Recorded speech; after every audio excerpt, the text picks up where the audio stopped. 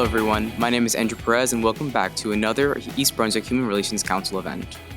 I'm one of the student members of the EBHRC, the East Brunswick Human Relations Council.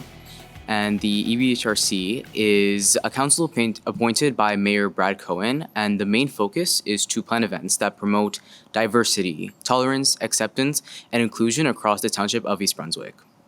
Our Coffee and Conversation series has been going on for a couple years now, and we tackle various issues such as bias and stereotypes, combating mental health, ageism, racism, and much more. So today is our first student-led Coffee and Conversation event, and the topic of today's Coffee and Conversation is the high school experience and applying to college.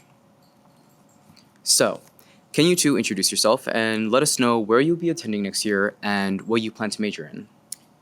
Hello, my name is Tiffany Flax. I'm the Senior Representative for the Human Relations Council, and I will be attending Rutgers University in New Brunswick, and I plan on studying political science and public policy. Hi, my name is Matthew Lee, and I'm also the Senior Representative for the East Brunswick Human Relations Council, and next fall I'll be studying at Columbia University and majoring in biochemistry. So when did you guys realize that this is what you wanted to study? For me personally, I joined the IPPL program at the high school. I took IPPL 1 in my junior year of high school, and it's all about government and political science. And then I took AP IPPL my senior year, which was a lot more rigorous, and you go to a state competition and nationals. And it was a very intensive class, but I really enjoyed being able to learn about not only just our country's history, but also policies today and the political atmosphere in our country too. And I think being able to learn about all of that was really fun for me and something I definitely want to continue studying. And then for me, I was pretty much interested in science since middle school. I had done the middle school science Olympiad team, and I continued throughout high school. But then I took the AP biology class and AP chemistry class, and I had really, really wonderful teachers who got me really engaged in the subject. And so from there, I kind of knew that this is what I had really liked. And so that's what I applied for in college, and that's what I plan to continue doing in the future. So then what advice do you have for someone like myself who still has no idea where they're going with their future in, for example, how to decide your actual major? I think even if you're not sure, because a lot of colleges they don't lock you into a major, you can apply in something that you're interested in, and then you can always change it later. Because college is very flexible, and it's a time for you to figure things out, take a lot of interesting classes. I think what you apply for right now isn't necessarily what you're going to do in the future. So it's definitely not such a big deal if you don't know exactly what you want to major in yet. Yeah, I agree. I personally am not 100% set on my own major, but I think it's just a matter of really just determining what you're interested in and what you've enjoyed throughout high school, and maybe areas that you wanted to explore more, making sure that's something that you prioritize that you want to study in college. And again, even at Rutgers, I was just looking into this, how they really do offer you a lot of opportunities to explore. So it's okay if you're not certain, but just think about what you are into. Okay, so speaking more on the actual college application and decision process, when did you begin to think about your college and your college essay and the actual topic of your essay? Personally, I started thinking about colleges probably as soon as junior year ended, and I was thinking about where I might want to apply to and what I might write in my essay. But then I didn't actually start writing my essay till about late summer, around August, and so I had written pretty much my common application essay before school started, and I didn't really start writing all my supplementals until they pretty much started becoming due in about December or November, December for winter break, and that was a mistake on my part. I guess my big piece of advice would be probably start them as soon as you can, so you don't have to write all of them in about a week. But it's definitely doable, and that was about the timeline that I had for my applications. Yeah, personally for me, I started thinking about colleges probably junior year, and then really considering what I was going to write about and what schools I knew for sure I was going to apply to summer. And I started writing my actual Common App essay probably around September, but I brainstormed a ton of ideas over the summer, which I recommend doing just so you know where to kind of start. And then yeah, same with me, supplementals probably started a little too late, but I think it's definitely good to start earlier, as earlier as you can, because I think you want to give yourself time to really think about different topics and just like how you can connect to each of the different questions. Okay, so how many colleges did you two end up applying to, and then how do you decide like which of those colleges first to apply to, and then which one you wanted to go to in the end? I think I ended up applying to about like 8 or 9 schools, which tends to be like what I think some or a good amount of people do. Sometimes people do more. I've had friends who've only applied to like 4 or 5, which is totally fine too. But I think it came down to like certain factors that were important to me, like obviously different programs they had, like locations, the type of like student community that they had, and obviously like price as well is a big deal because college is very expensive, and seeing which schools could offer you scholarships is important too. But yeah, that was for me. For me as well, I think I also applied to around like 7 or 8 schools. I know some of my friends applied to much more, which personally I don't think is a great idea, because the more schools you apply to, either number one, the more application fees you have to pay. Number two, the more essays you have to write. So I guess if you value your sanity over winter break, you probably don't want to apply to too many. But for me, I think the big thing about deciding where I wanted to go was looking at the programs and then like what kind of coursework I'd be taking. I know one of the schools I was accepted to was very heavy on the engineering and the sciences. And other school that I'm attending, Columbia, is more well-rounded, is talking about more of humanities education in addition to just like science education. And so thinking about like what you value in your college education is really important in deciding where you want to go in the end. So what actually was the biggest hurdle in the application process? That's a good question.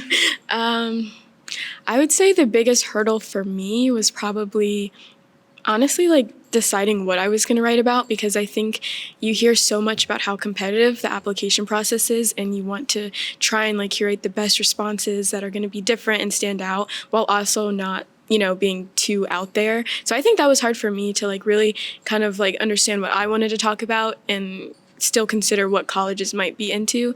But I'd say with that, like you really do have to kind of just write from your heart, which may sound like cringy or whatever, but I think it's important because the colleges want to get to know you, and there technically really is no right answer. So I think it's important to just, try and like tune into yourself and understand like how the questions are going to like, or how your answers will best represent you.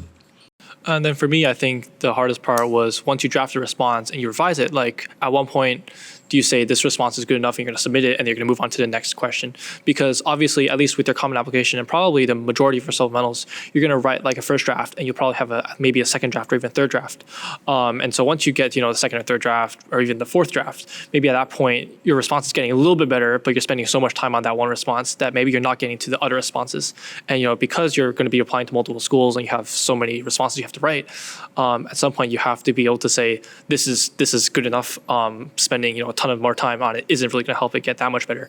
And your time would be better spent either, just walking away and doing something else and clearing your mind, or, working on a different response. So during this actual process, who did you find yourself turning to for support and help throughout the process?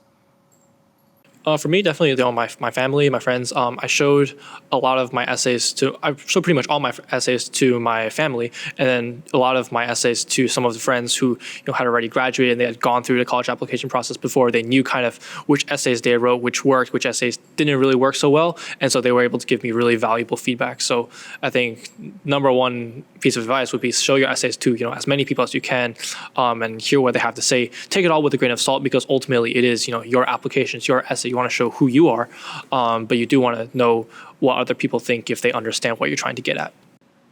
Yeah, I would say the same for me. I mainly went to my brothers because they both graduated college, or they went to college and they graduated. So they were definitely a big help for me because they kind of understood what I was going through. I also turned to my friends as well. And I think teachers are also a big help too, especially English teachers, but anyone really, because they're going to help you with like little tweaks and whatnot. But yeah, I do think it is important to like show people your essays, like you said, because that was something I was worried about, and I was kind of very like self-conscious about what I was writing. But it does really help to get a second opinion and to have that second or third opinion on it, because it'll just kind of show you things that about your writing that maybe you want to add or change or that are good, and to have that like affirmative like compliments and stuff. But Okay, so Matthew, I'm going to target you here real quick, and Tiffany, you can answer too. one of the things I heard online when I was researching and trying to find advice was to not show your essay to that many people. So you said show your essay to as many people as possible. They said don't, because it dilutes your own actual voice and you end up trying to appease everybody else. To what extent do you think that that is true? I think I will stand by my first statement. I would say show it to as many people as you can. But I would say show it to people who you trust, whose opinion you value. So don't like send it out into the void and just say like don't post on the internet and say like anybody to say what they want about my essay, right? Then you'll get a lot of feedback. Some people say it's good, some people say it's bad. If you show it to people whose feedback you value, then the advice you'll get will be good advice.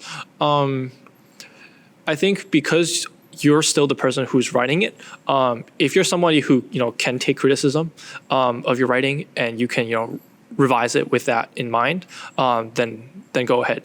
If you are somebody who someone will criticize your work and you'll think you have to shoot off in a completely different direction, then of course that's not what we want. So as long as you can take someone's feedback with a grain of salt and then tweak it, take the good with the bad, and then try and make it your own, I think that's okay. Okay, so if you could go back in time, is there anything that you would have done differently? And if yes, what? I would just say start earlier.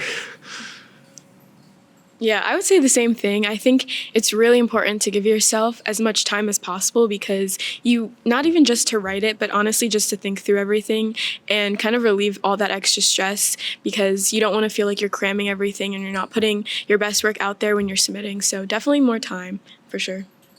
Okay, and then delving more into like the high school aspect of it, what did you enjoy most? Like what clubs or activities did you do that you enjoyed doing the most in high school? So I was in class council my senior year. I was fundraising chair, and that was really fun for me because your senior year you get to do a lot of different events like Mr. EBHS, and you get to do the senior variety show and obviously planning prom. So that was all very fun. Throughout high school, I also did Social Studies Honor Society, and I was the administrative assistant on the board, which was also really fun because social studies is something I'm interested in. And then I was the event coordinator and president of the Black Student Union, which was also very enjoyable for me because it was a new club, and it was fun to kind of plan new events and get people more integrated into celebrating different cultures. So those are all very fun for me. For me, because I'm a science person, I was the president of the Science Bowl Club and the Science Olympiad Club. Those were, the two clubs I really loved. Got to meet a lot of, really cool people who also love science and, just talk about it. And so we became really good friends through that. Then outside of, science, I was involved with the kind of the video production, the audiovisual club at the school. So I was helping to run, the lights and the sound for all the school events. And that was really cool because it was, working with, the technology to create all these performances that looked really, really interesting and really cool. Okay, so then that was inside of the high school. What other activities did you do outside of high school? So outside of school, I was involved with like karate at, World Karate, school. So I was a teacher there. I was instructing a lot of students. And so that was really rewarding because, I would work with all kinds of students, a lot of younger students, and to see them kind of grow and improve and mature was, really rewarding for me. And that's actually what I wrote about in my essay. Yeah, so for me, I have obviously the Human Relations Council, which has been really fun for me just to like kind of see the inner workings of some of the events in our town, which has been really fun. And then also kind of in my free time, I've learned piano and also guitar, which is really fun because that's something that my brother and I kind of bond over. So I've enjoyed like taking lessons and kind of playing with him and doing that. So you two are very obviously accomplished individuals. So how'd you manage your time between all these different activities? For me, honestly, it was probably difficult at first to manage my time because especially like once you get into junior and then senior year, there's so much you have to do.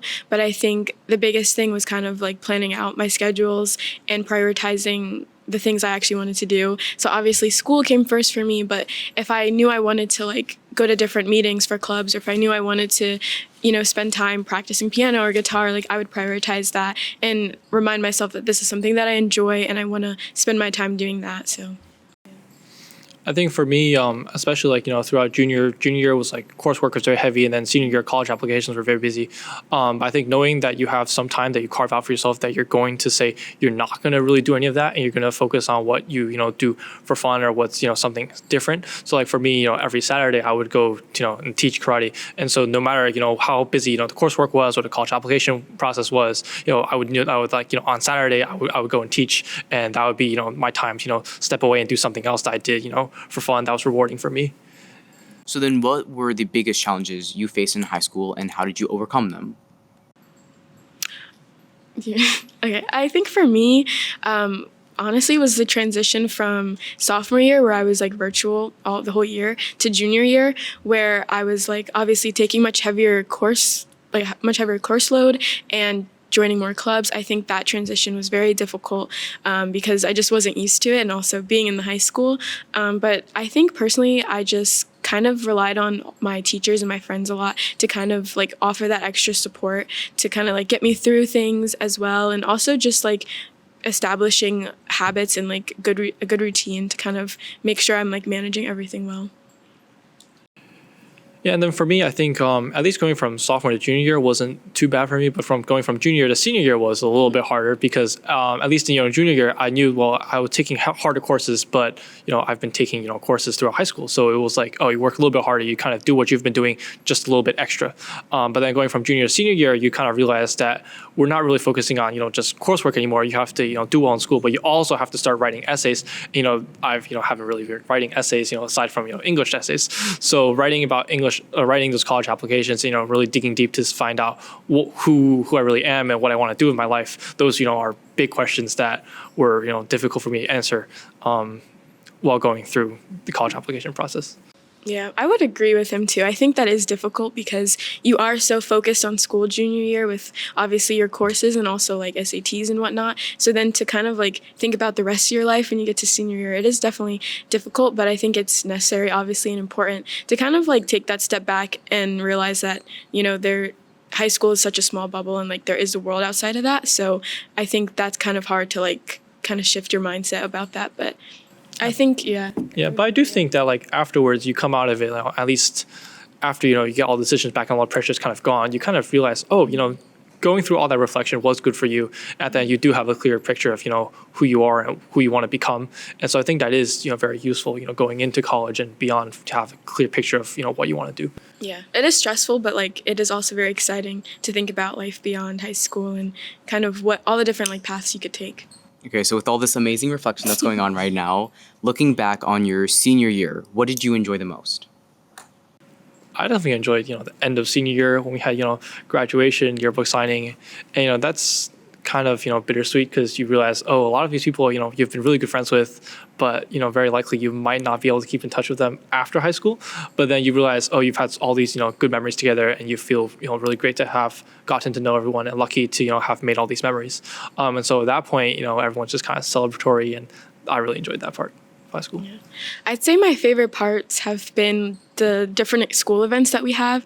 As I mentioned before, like events like Mr. EBHS and the Senior Variety Show, and also events like Collision and Bubble Tea Night. Like it's all very fun, and especially as a senior, when you go to these events, you know that it'll be your last one. So being with other students in my grade and other grades as well, I think has been really fun, and I'm definitely going to cherish those moments a lot because you get to step back from school and like the classroom to just be with people and like have fun and do silly things. So yeah, for sure.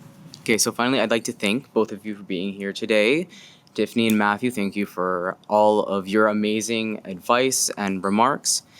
Additionally, I'd like to thank the Coffee and Conversation Committee for all their help in planning this amazing event today. I think it went very well personally. Furthermore, I'd like to thank the rest of the EBHRC for their continued support in our Coffee and Conversation series. And I'd like to thank the EBTV for being here today and their continued support of the EBHRC. And finally, I'd like to thank you all for listening. Thank you for being here and have a great night.